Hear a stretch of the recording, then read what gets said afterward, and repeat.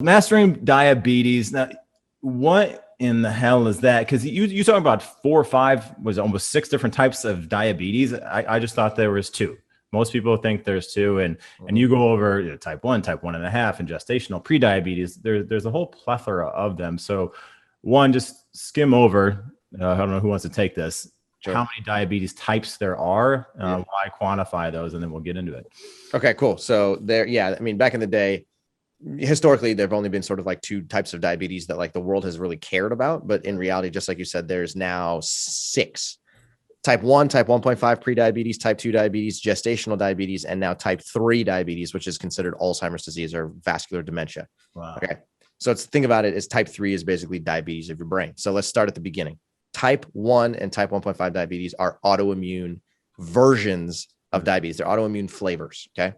So you don't do something to yourself that, it's not a lifestyle related condition. You develop it because there's some combination of genetic predetermination. Plus, in addition to that, there's also things that are in your food, things that are in your environment that could increase your risk for manifesting this, autoimmune condition. So when type 1 or 1.5 sets in, what you recognize is that your blood glucose goes really high all of a sudden.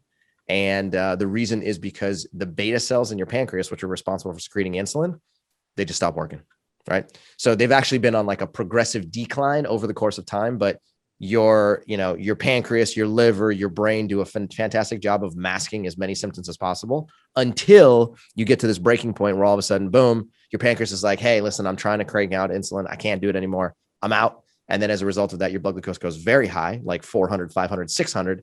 And you usually go to the doctor, you go to the hospital, and then you're diagnosed with a life-threatening condition at that moment, right? Okay. So the difference between type 1 and 1.5 is that 1.5 sets in when you're older, usually over the age of 30.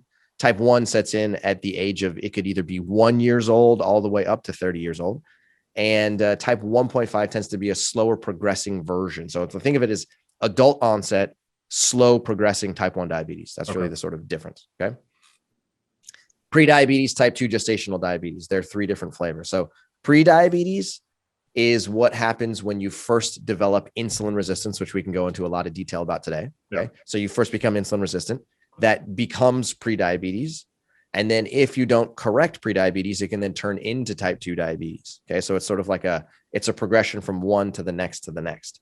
Gestational diabetes is also caused by insulin resistance.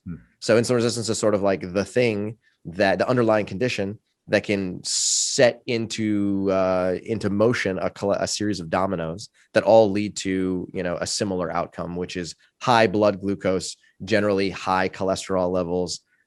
Some people manifest with, excess body weight, and it can become a real problem because it's sort of like the gateway to many chronic diseases. Yeah. And then the final one is type 3 diabetes, like I had mentioned at the beginning. So type 3 diabetes is what is considered to be insulin resistance of your brain. So insulin resistance is generally considered to affect your liver and your muscle in your peripheral body. But when insulin resistance affects your brain, which it absolutely can, then you can end up developing the symptoms of cognitive decline.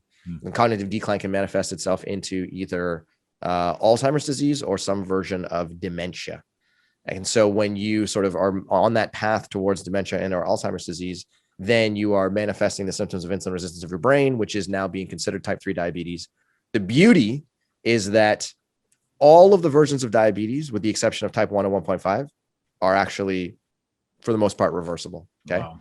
So if you treat insulin resistance, the underlying condition, you can resolve the symptomology of prediabetes and type 2 diabetes. You can reverse both of those conditions. You can reverse gestational diabetes, and you can dramatically reduce the severity of Alzheimer's disease at the same time. So it's a pretty interesting story that can get complex real quickly.